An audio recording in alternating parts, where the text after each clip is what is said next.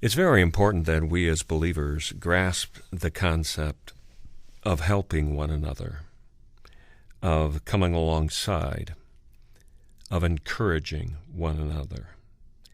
The classic verse for this is found in Galatians 6:2, where Paul said, "Carry each other's burdens, and in this way you will fulfill the law of Christ."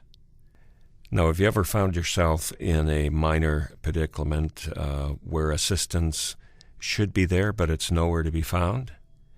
And perhaps you've found yourself uttering this often used phrase, "A little help, please." I think we've all been there, whether it's been in a restaurant. I just hate to take a bite of that hamburger without ketchup. And, it's getting cold. And where's the waitress? I need my ketchup. Or perhaps you're in the middle of a big cavernous store in the aisle and no help for miles, and you just need a question answered where you can move on. We've all been there. Those are minor little irritations, but in today's world, we've become rather disconnected. Now, it's not always been so. At one time, in order to survive, nomadic cultures developed a code of ethics that included watching out for your fellow man. During the time of Christ, hospitality in the ancient Mediterranean world was not a matter of entertaining one's neighbors over dinner. Among the early Christians, hospitality was not the same as table fellowship either, though many would have you believe so. Hospitality, as known by those living at that time, was essentially the provision of food and shelter, as well as protection for travelers. It could also include a bath, supplies, or an escort to the traveler's next destination. We notice in the parable of the Good Samaritan that he went far beyond stopping to see if the beaten commuter was all right. He bandaged the stranger, put him on his donkey, took him to a safe place, and then paid some extra money for extended care. I remember thinking how tremendous his actions seemed.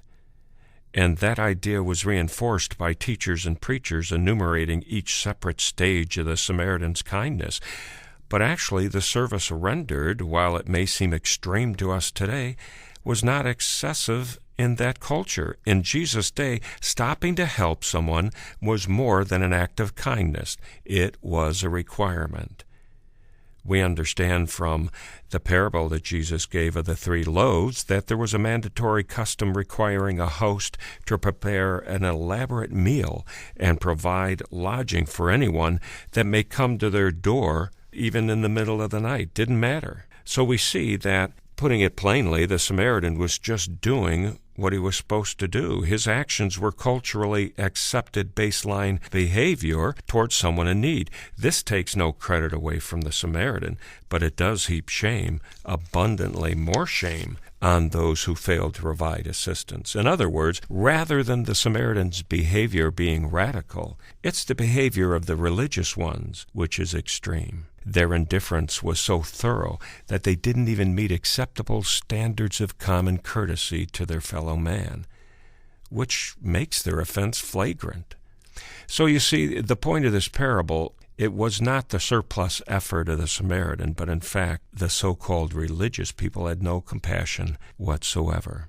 Now, how does that relate to us today in our church life? Well, God's initiated a rather elaborate survival plan, but somehow we've lost that focus. Too few preachers or pastors or churches teach and exercise these practical principles laid out for us in Scriptures. In our text, we are implored to carry each other's burdens. Carry is the same as bear, as it says in King James. It's from the Greek word bastadzo.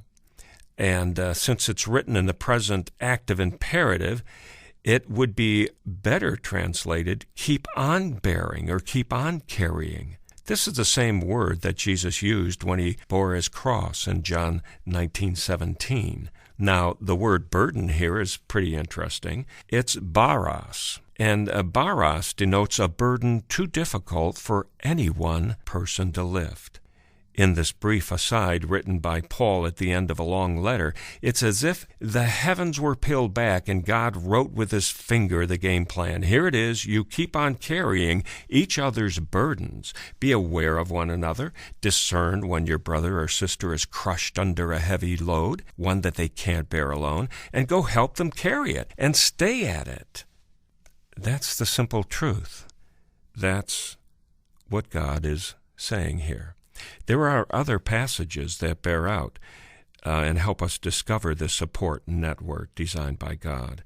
For instance, in Hebrews 10:24 and 25, it says this, "And let us consider how we may spur one another on toward love and good deeds.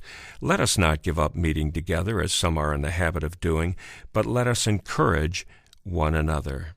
Now, these words, written by the author of Hebrews, you get the sense for the need of community. He stressed 3 points of concern. First, he says that we must think of and develop ways to spur one another toward the benefit of others.